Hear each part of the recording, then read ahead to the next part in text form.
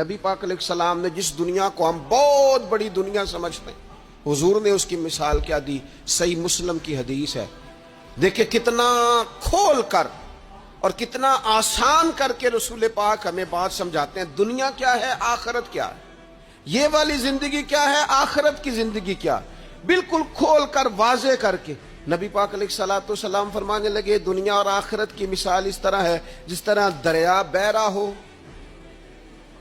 اور کوئی آدمی اس میں انگلی ڈبوئے،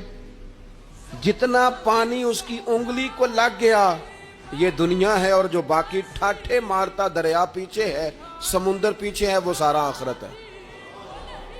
یہ اتنی سی دنیا ہے، یہ صحیح مسلم میں موجود ہے۔ اتنی سی دنیا کے لیے اتنے پاپڑ بیلنا،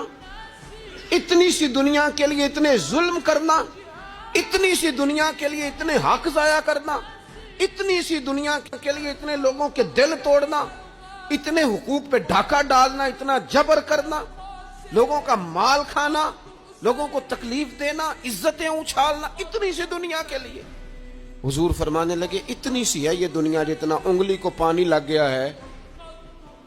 وہ جنت، جو نری جنت نہیں، خدا کا فضل ہے،